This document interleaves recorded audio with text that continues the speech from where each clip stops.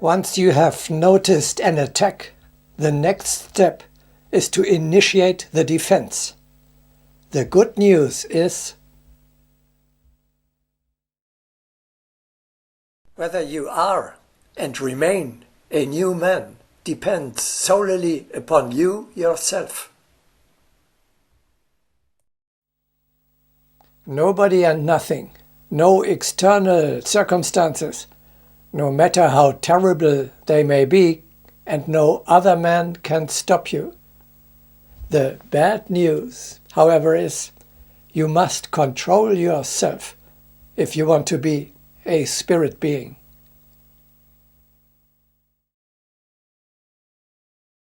Discipline is the beginning of everything.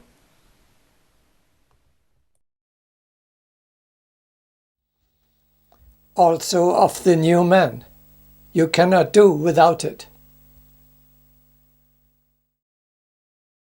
Nobody and nothing can damage the work of art of your eternal individuality which you created. Only you yourself. Only you can hurt yourself, your higher self, by harboring destructive thoughts such as greed, anger, or dejection.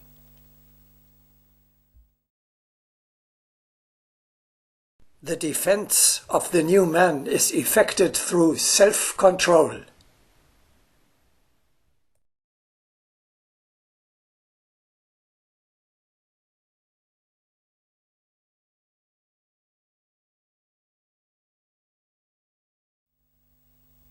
Disturbances of and attacks against the hologram of your eternal individuality by your fellow men and adverse circumstances are impossible to avoid. What alone you can and must control is your response in thoughts, feelings, words, or deeds.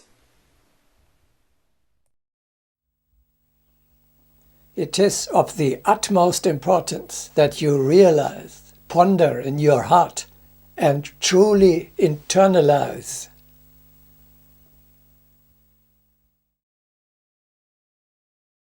It is not the behavior of other people, not terrible circumstances, but your reaction to material things, which forms your eternal individuality.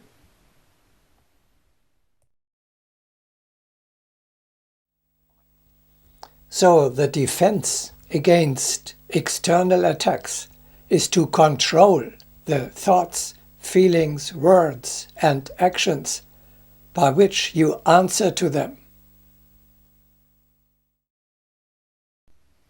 You remain composed, joyful, and loving, whatever happens to you. If whatever challenge triggers irritation, unkindness, or even aggression within you, this is a step backwards to the lower level of the old animal man.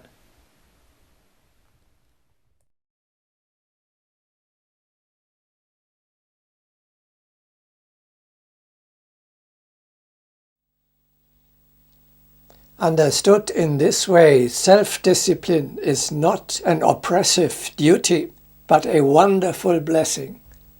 You alone, nobody and nothing else, determines in every moment whether your soul, your being of light, vibrates high or low. You make yourself either great, strong, and beautiful, or small, weak, and ugly.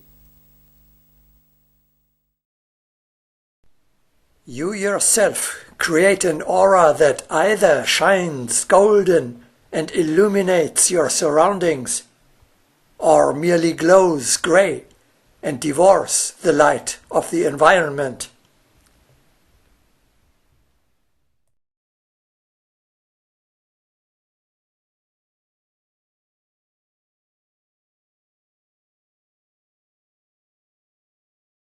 The worst attacks against the artwork of the man of the future come from within you.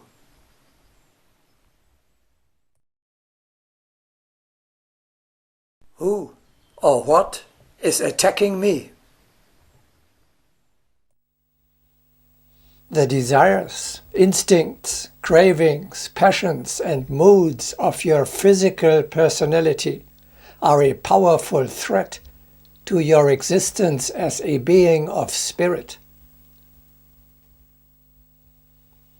At a higher stage of evolution, you reveal the divine within you to a higher degree than you did before as a mortal.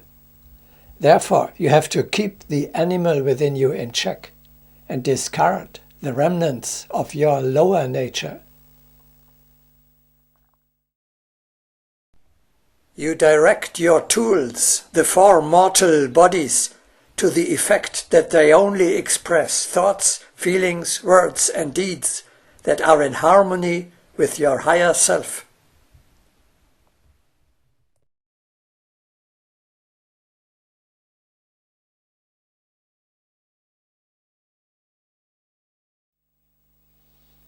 However, you should not blindly take for granted everything I am telling you. Rather, observe yourself what lowers your vibration and destroys the avatar of your higher self. After all, you sense how your strength diminishes when you give in to the temptations and whims of the body. Then you will shun all that poison which makes your soul small, weak, and ugly, and extinguishes your fieriness. What is poison to my higher self? Everything that does not refine, but coarsens, that does not spiritualize, but carnalizes.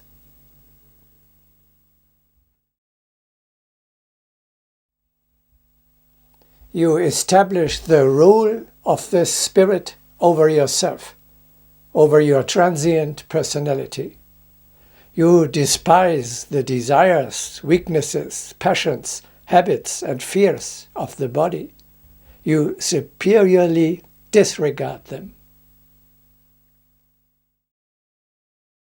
The mastery of thoughts, feelings, and instincts is true freedom, namely from the bondage of the lower self. The new is superior to the old man primarily because he first masters himself and then circumstances.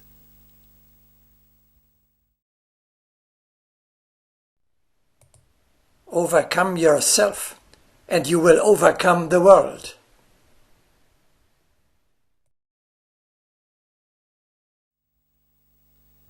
In the morning, in meditation, the lower self is silent.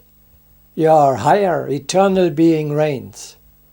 You harbor no negative thoughts or feelings, no desires or cravings. Self-mastery then only means you preserve this wonderful state in the course of everyday life on earth. Frequent attacks against your higher nature, which you usually do not even notice, are launched by your outdated habits, for example, with regard to the amount and kind of food. Recognize how things you have always done this way are damaging your soul.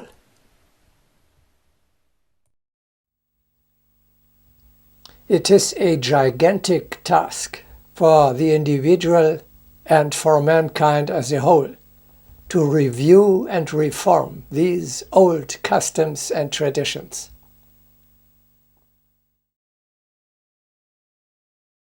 People want to preserve all their petty habits, forgetting that the habits of the body implant also habits of the spirit. The spirit weakens and begins to fear courageous action.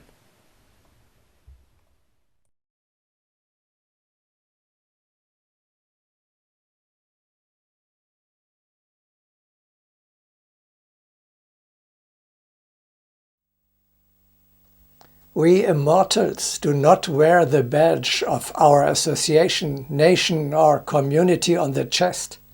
That is why you asked earlier how you can recognize a representative of the race of the future from the outside when you meet him. Here is another visible characteristic.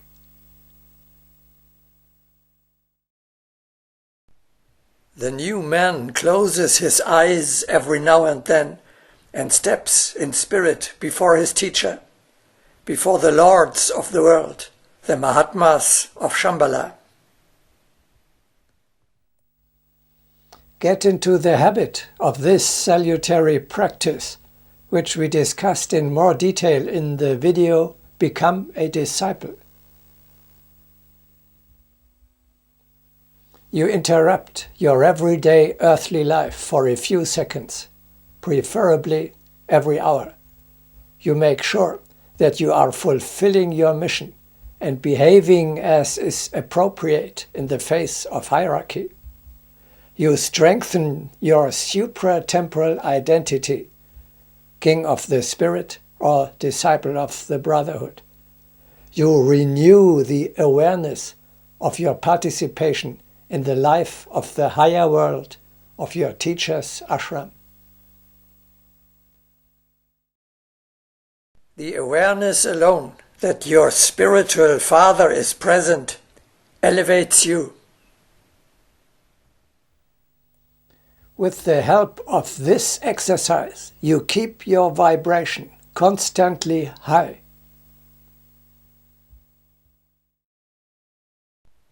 Regularly stepping before the teacher is the second chief exercise of an Agni Yogi, next to morning meditation. The training, the upbringing of the new man does not take place in a spiritual center, in a gym, on a sports field, in a fitness studio, or on the yoga mat.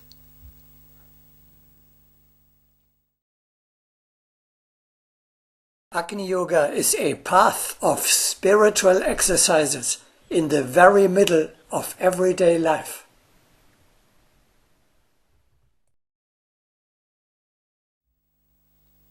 Let no one leave his ordinary sphere of life, or even neglect his worldly duties. May each of you be confident that karma has placed you exactly there, where you can best progress and serve the common good. This practice of stepping before the teacher is vital for the survival of your higher self, especially then when the turmoil around you is at its greatest. Leaving the situation for a moment and closing your eyes is certainly better than disfiguring your soul by grimacing in annoyance or bursting out in anger. Practice this retreat not obtrusively, but very well a little ostentatiously. May sensitive fellow men notice that you are concentrating on higher matters.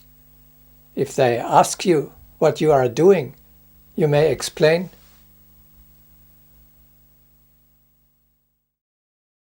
I am performing a yoga exercise to strengthen my soul.